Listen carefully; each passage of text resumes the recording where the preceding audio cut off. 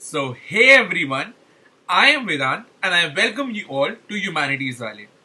आज हम करने वाले हैं सुपर 30 MCQs जो आपकी CBSE बोर्ड एग्जामिनेशन के पॉइंट ऑफ व्यू से बहुत इंपॉर्टेंट है। और आज का हमारा टॉपिक है हिस्ट्री की थीम 1 यानी कि bricks, beads and bones. Bricks, beads and bones के 30 मोस्ट इंपॉर्टेंट MCQs हम आपके लिए लेकर आए हैं। द हड़प्पन सिविलाइजेशन से रिलेटेड सारी इंफॉर्मेशन के बारे में अगर आपको पता है तो आप एक सही वीडियो देख रहे हैं। आइए चलते हैं, कुछ एमसीक्यूज को डिस्कस करते हैं। उनके आंसर्स के लिए वीडियो को आप एंड तक देखिएगा। So let us get started with our video.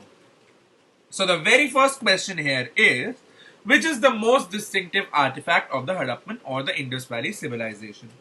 अगर आपने चैप्टर को अच्छी तरह पढ़ा है तो आपको याद होगा कि चैप्टर की जो फर्स्ट बॉक्स हमें दे रखा है उसमें से ये क्वेश्चन है और क्वेश्चन का आंसर है seals. The Harappan seal made up of steatite is one of the most distinctive artefact available within the Harappan civilisation और what we have got from the Harappan civilisation. So Harappan seals is the answer here. So the answer for this question is B part. Let us move to the next question. So the next question here asks us that which of the following Harappan civilization sites. So this question is location based or we can say the site or map based. So for this you need to remember the map of Harappa or we can say Harappan civilization. Which means कि हमें maps को neglect नहीं करना है when it comes to our preparation of term 1 basically because anything can be from anywhere in your book। 2021 में 40 on 40 score करने के लिए आपको हर एक चीज को पढ़ना बहुत जरूरी है। वैसे ही हम देखेंगे कि कालीबंगन जो है वो हरियाणा में है और लोथल जो है वो गुजरात में है। इससे हमें पता चलता है कि शॉर्टुगाई ऑफ अफगानिस्तान और चानुदारो जो कि पाकिस्तान की साइड लोकेटेड है, यही हमारे आंसर्स हैं साइट्स के जो आउटसाइड इंडिया लोकेटेड है। ठीक है, तो अगर आपको पता है कि शॉर्टुगाई अफगानिस्तान में लोकेटेड है और जो हमारी थर्ड साइट है यानी कि चानुदारो वो हमारी पाकिस्तान में लोकेटेड है, तो आप इजीली आंसर फाइंड आउट कर लेंगे। Answer for this question is B part, that is 2 and 3। I hope it is clear to you। Let us move to the next question। Next question यहाँ पे हमसे पूछता है which one of the following statements। अब यहाँ पे आप देखेंगे कि हमें कुछ statements दे रखी हैं और उसमें से हमें incorrect statement को निकालना है और इन statements का टॉपिक है weights used during the Harappa and the Mohenjodaro period। तो बहुत जरूरी है कि आपको weights के बारे में इसमें पता हो।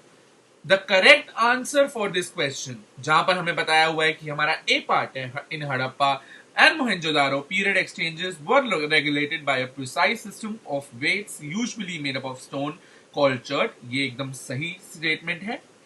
जब हम इसे पढ़ते हैं तो अगर आपको बुक की नॉलेज है तो ये स्टेटमेंट एकदम सही है।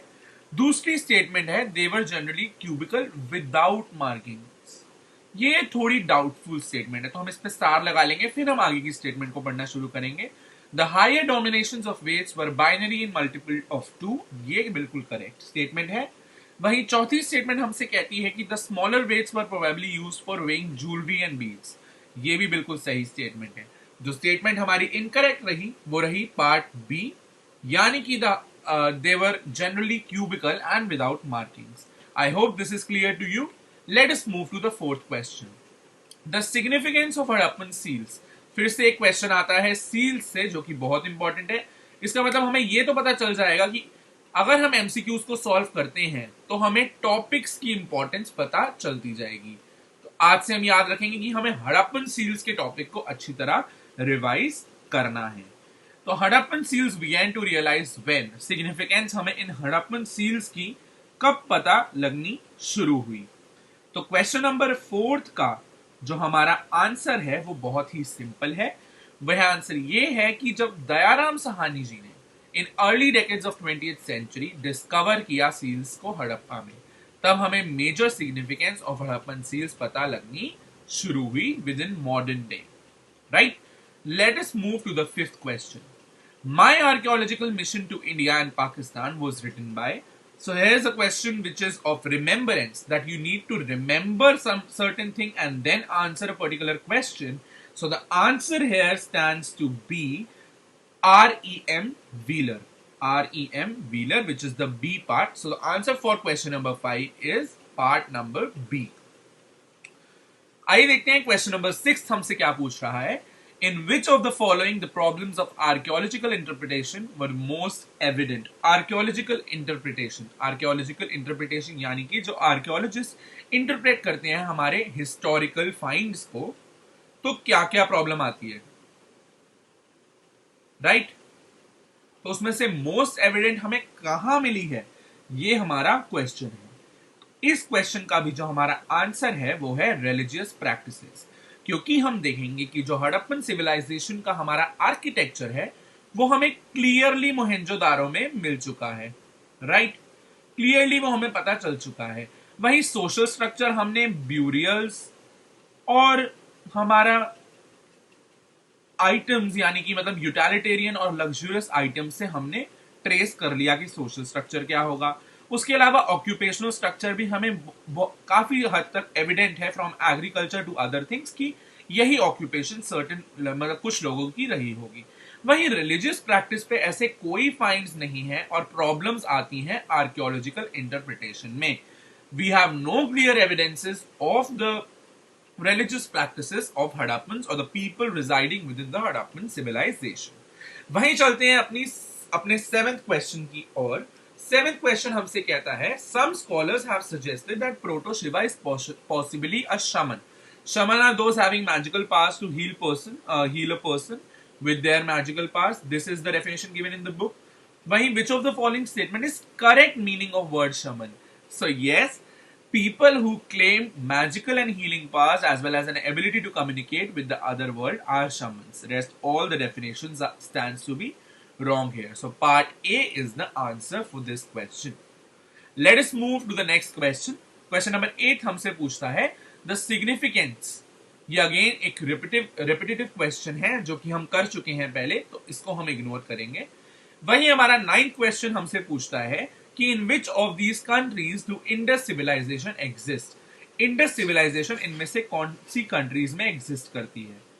अब हमें पता है कि इंडिया और पाकिस्तान मिक्स है जहां पे इंडस सिविलाइजेशन एग्जिस्ट करती है, तो हम अपने ऑप्शंस को एलिमिनेट कर देंगे, यानी कि न्यूजीलैंड में वो नहीं करती है, ना ही वो रशिया में करती है, ना ही वो अफ्रीका में करती है. तो करेक्ट आंसर इसका है Pakistan. D part is the answer है. आइए 10th क्वेश्चन की तरफ चलते हैं. 10th क्वेश्चन हमसे पूछता है कि भाई which of the following statements is or are correct about the subsistence strategies of Harappa? जब हम subsistence strategies के बारे में बात करते हैं तो ऐसी strategies जो कि डेली लिविंग में हेल्प करती हो हड़प्पन्स को. तो हम इन तीनों स्टेटमेंट्स को अच्छी तरह एक बार रीड करेंगे और एनालाइज करेंगे कि कौन सी स्टेटमेंट हमारे लिए मोस्ट पॉसिबली यहां पर करेक्ट होगी. आइए देखते हैं. तो हमारी फर्स्ट स्टेटमेंट है archaeologists have constructed the dietary practices, यानी कि खाने की जो उनकी प्रैक्टिसेस थी from the finds of charred grains and seeds. This is most possibly the correct statement. Second statement हमें ये बताती है कि archaeobotanists have studied grains. Like yes, ये बहुत इंपॉर्टेंट है आपको जानना कि आर्कियो जो जूलॉजिस्ट थे उन्होंने एनिमल्स के बारे में स्टडी करी थी और बोटानिस्ट ने स्टडी करी थी ग्रेन्स और प्लांट्स के बारे में. तो ये एकदम करेक्ट है. वहीं थर्ड स्टेटमेंट मुझे देखने में रॉन्ग लग रही है, क्योंकि वहां पर हमें दिया हुआ है कि एनिमल्स की स्टडी करी है आर्कियोबोटानिस्ट्स ने, जो कि बहुत ही गलत है. तो हमारा आंसर होगा statement 1 and 2. A part is the answer for question number 10th. 11th question हमसे पूछता है कि भाई which of the following was used most likely for harvesting during Harappan civilisation. इन 4 ऑप्शंस में से मोस्ट लाइकली ऐसी कौन सी चीज है जो कि हड़प्पन सिविलाइजेशन में हार्वेस्टिंग में यूज होती होगी? तो इसका क्लियर आंसर हमारा होगा स्टोन ब्लेड्स, क्योंकि ट्रैक्टर्स, कैटल और एग्रीकल्चर वाज नॉट प्रैक्टिस. बहुत ही रॉन्ग ऑप्शंस है, जिसमें से बी तो हम एकदम ही एलिमिनेट कर सकते हैं क्योंकि वो मॉडर्न टेक्नोलॉजिकल मेथड है और उस टाइम पे ऐसा कोई मेथड होता नहीं होगा. वहीं कैटल हमें कोई ऐसे एविडेंसेस मिले नहीं है कि कैटल यूज हो, और ये पॉइंट तो बिल्कुल ही गलत है क्योंकि एग्रीकल्चर प्रैक्टिस होता ही था. So the correct answer here is a, that is stone blades. I hope ये आपको क्लियर हो रहा होगा. कोई भी क्वेरी है, या कुछ भी क्वेश्चन है आप हमें मेल कर सकते हैं। हमारी ईमेल आईडी हमारे यूट्यूब चैनल के बायो में भी गिवन है और मैं उसे इसके डिस्क्रिप्शन बॉक्स में भी पिन कर दूंगा, वरना comment section is the most easiest way to communicate. Right, let us move to the 12th क्वेश्चन। Read the following statements regarding the discovery of Harappan civilisation. इन स्टेटमेंट्स को रीड करके हमें बताना है कौन सी स्टेटमेंट इनमें से करेक्ट है। वही स्टेटमेंट बेस्ड क्वेश्चंस जो आपके सैंपल पेपर्स में भी आ रखे हैं, उसी टाइप के क्वेश्चंस आपको इस वीडियो में और नीचे दी गई पीडीएफ में भी आपको वो मिल जाएंगे। तो हम देखते हैं कि डिस्कवरी ऑफ हड़प्पन सिविलाइजेशन की बात हो रही है, तो एक सेपरेट टॉपिक है बुक में, वहीं इसको रीड करेंगे। कनिंघम, जब हम बात करते हैं, Cunningham was the first director general. Alexander Cunningham की यहाँ पे बात की जा रही है, जो कि बहुत ही करेक्ट स्टेटमेंट है। Excavations began in the beginning of mid 19th century, ये भी पॉसिबली एक करेक्ट स्टेटमेंट लग रही है। वहीं थर्ड स्टेटमेंट है Cunningham collected and documented. Of course he collected and documented. Harappa is located in Iran. This is a wrong statement. So the correct answer to this question is part A. So 12th has part A as its answer. Statement 1, 2 and 3 are correct. Let us move to the 13th question.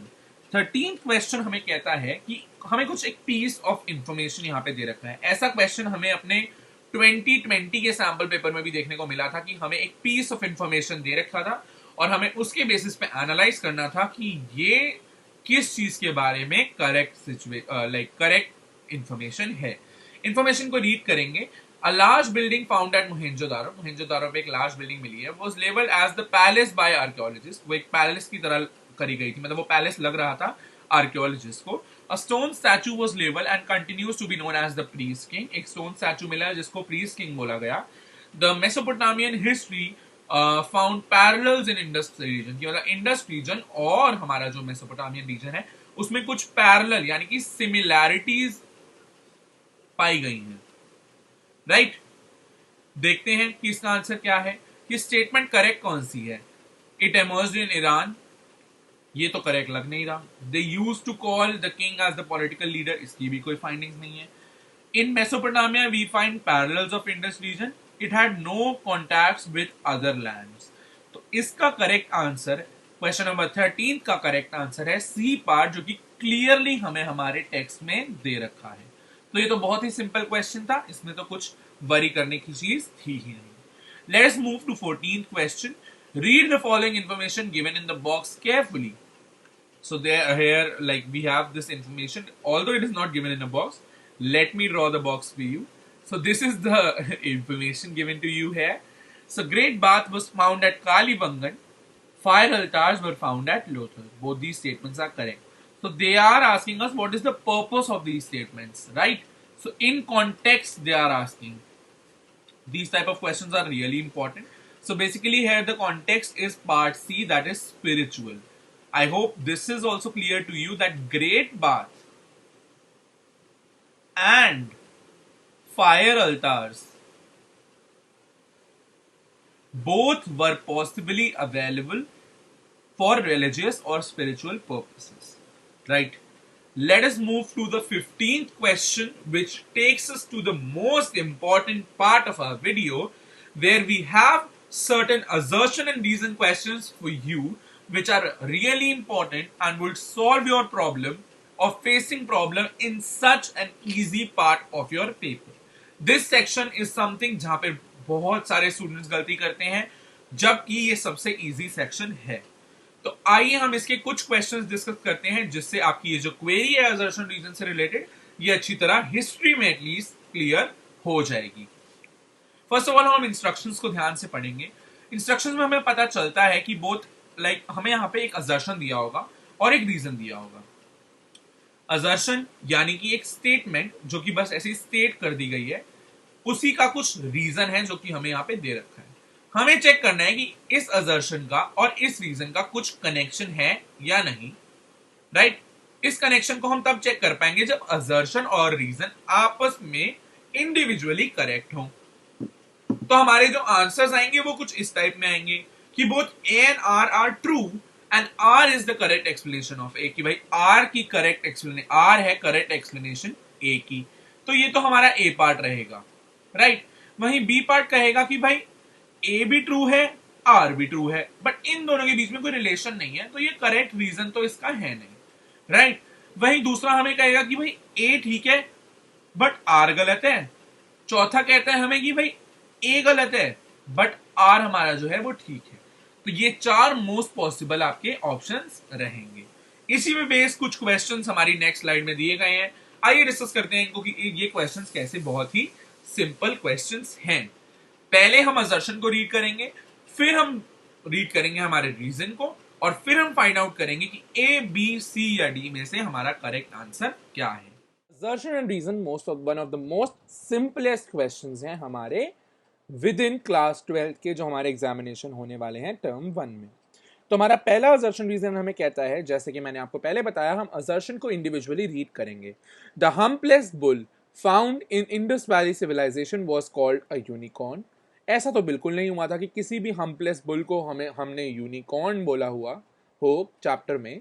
In the picture inscribed on the seals, both its horns were adjacent to each other and protruded forward. Perhaps it was an imaginary animal. वो एक imaginary animal तो था unicorn, but ऐसा हमें कहीं पे भी नहीं लिखा हुआ कि एक हम्पलेस बुल था जिसको हमने ये बोला है। तो ऑफ कोर्स की बात है, assertion here sounds to be false, right?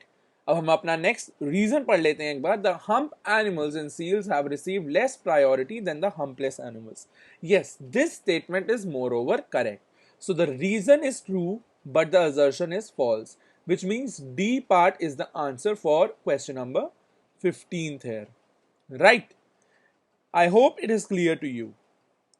Let us see the next assertion reason question. The 16th question here says, assertion says people of Indus Valley civilization was of utilization nature, and the reason says in Indus Valley civilization sculpture of terracotta was used by common people. So basically utility, here the utility is like indicated, where assertion is true and the reason is also true. So the answer is A part, which means both assertion reason are correct and R is correct explanation for A. Let us move to the 17th question now. 17th question says that some graves contain pottery and ornament. Reason, it does not indicate a belief that these were used in their afterlife. So here we can see that the reason here is not for this particular line, right? So here we can say that both A and R are true individually. There is no correct indication of this afterlife use, but here R is not the correct explanation for A here. So answer here is B part is the answer here, right? So B part is the answer here for question number 17. Similarly, understanding question number 18, most Harappan sites are located in semi-arid lands. Yes, they are located. This is a true situation, right? Water reservoirs found at Dholavira may have been used to water the agriculture for agriculture. Correct. So A part here is the answer, where both A and R are true and both have a relation. That means R is the correct explanation for A here. Let us move to the 19th question. 19th question हमसे पूछता है कि भाई traces of canals have been found at Harappan site of Shotuga in Afghanistan. ये जो है 19th question, इसमें हमारी ये लाइन सही है बिल्कुल। वहीं रीजन दे रखा है हमें कि most Harappan sites are located in semi arid lands. ठीक है ना, ऑफ कोर्स सी बात है, अगर सेमी एरिड लैंड्स में कोई हमें हमारी वो मिल जाती हैं, क्या बोलते हैं उसे, हमें कोई कैनाल्स मिल जाती हैं, इसका मतलब वो वाटर के लिए यूज होती होंगी, तभी वहां पे वो कैनाल है, क्योंकि वहां पे एक सेमी एरिड लैंड था। इसीलिए ये असर्शन भी ट्रू है, रीजन भी ट्रू है, और यहां पर हमारा आंसर हो जाता है A. I hope this is clear to you. 20th question हमें कहता है कि भाई the Harappan settlement was first planned and then implemented accordingly, which is moreover correct. Bricks which whether sun-dried or baked were of standardized ratio or of length, breadth and four times and twice the height respectively. तो अगर हम इसको ध्यान से पढ़ें तो ये दोनों चीजें करेक्ट हैं एकदम, और दोनों का कनेक्शन है। इसका मतलब ए पार्ट इज द आंसर है। Again both assertion and reason are true and they have a connection. That means reason is correct for the given assertion. Let us move to 21st question. अब यहां पर हमारे होते हैं assertion, reason and, और हम आ जाएंगे एक नए टाइप के क्वेश्चन पे जिन्हें हम बोलते हैं केस बेस्ड क्वेश्चन।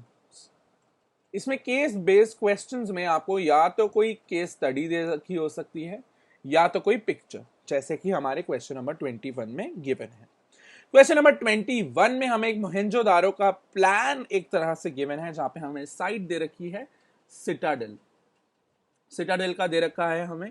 अगर हम इसे क्लियरली देखें तो यहाँ पे एक असेंबली हॉल है, यहाँ पे फोर्टिफिकेशंस हैं, यहाँ पे एक कॉलेज है, राइट। यहाँ पे ग्रेट बाथ दे रखा है हमें, यहाँ पे हमें क्रैनरी दे रखी है, यहाँ पर हमें एक टावर दे रखा है। सिमिलरली यहाँ पे ऐसे ऐसी चीजें हमें देखने को मिली हैं। आइए देखते हैं। पहली बात तो हम ये समझ लेते हैं कि जो सिटाडेल था, ठीक है, उसके अंदर दो बहुत ही एमिनेंट स्ट्रक्चर्स हमें मिले हैं। एक था हमारा वेयर हाउस और दूसरा जो था वो हमारा था ग्रेट बाथ।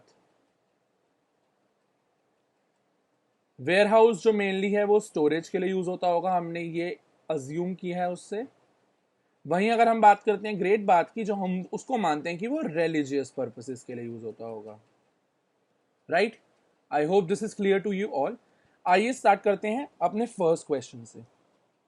तो इसी 20 लाइक हम देखेंगे 21 का जो हमारा फर्स्ट क्वेश्चन है वो हमें कहता है कि भाई most important buildings of Mohenjodaro बता दो।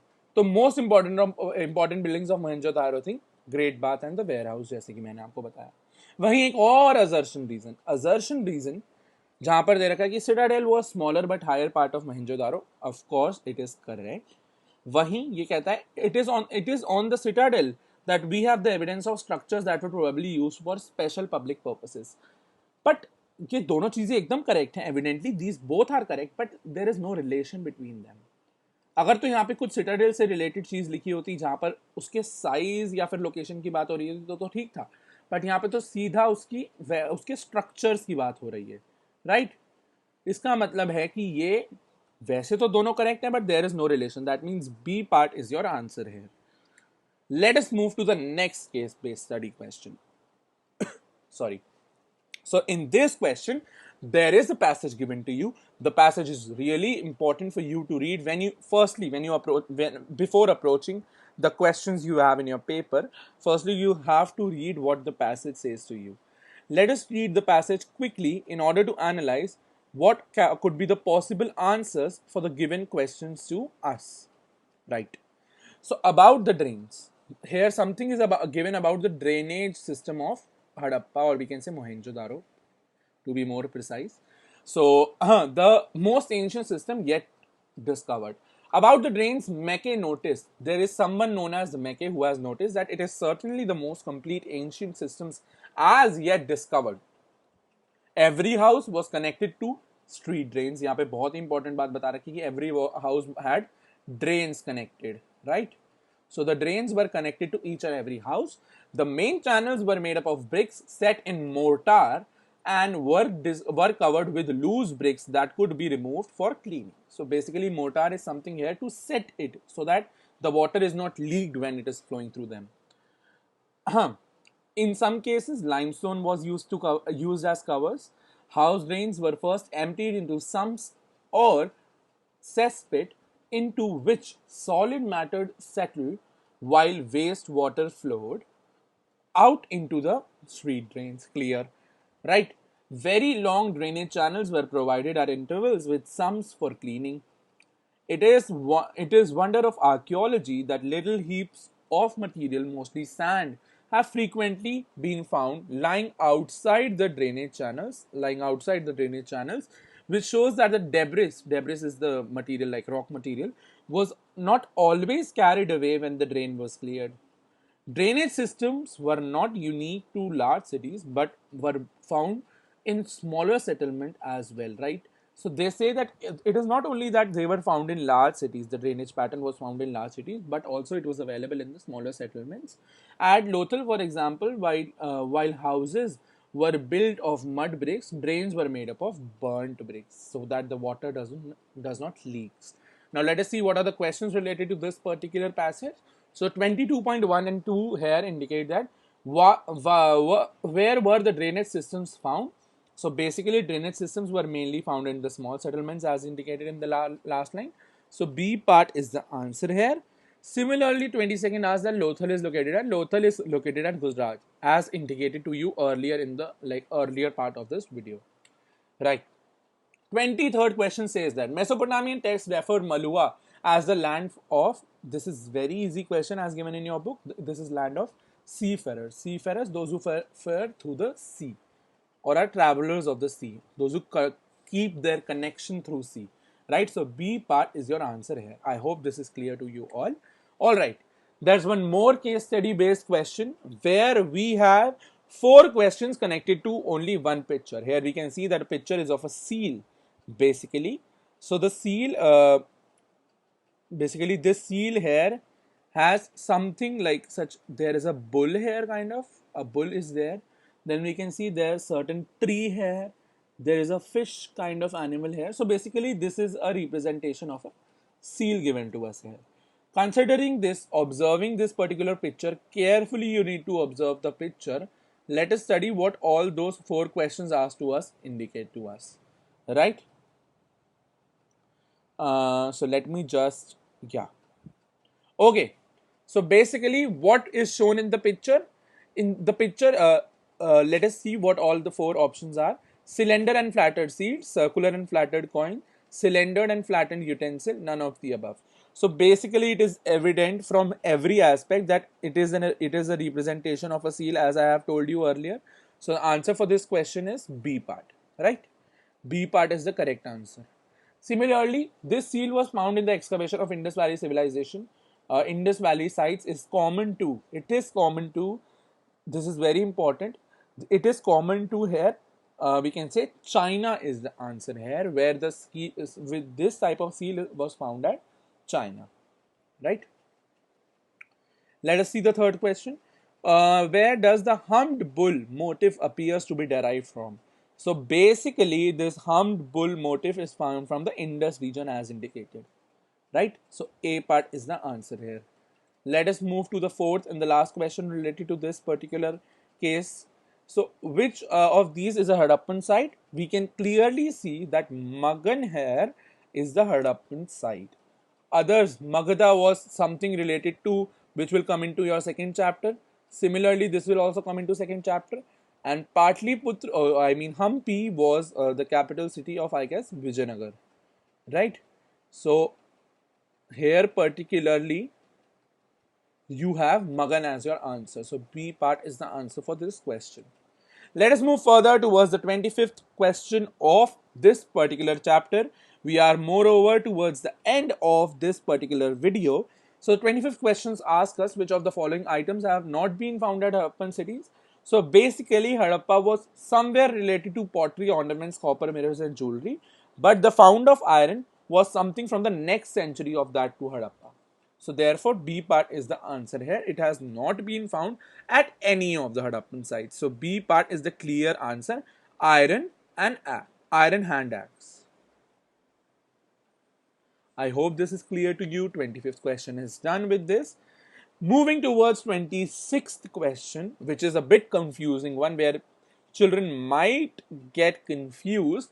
क्वेश्चन हमसे पूछ रहा है कि भाई ये स्कल्पचर किस चीज का है. लोग कहेंगे mother goddess, but you don't have to confuse between mother goddess and the dancing girl. Basically this is the dancing girl, which is part B.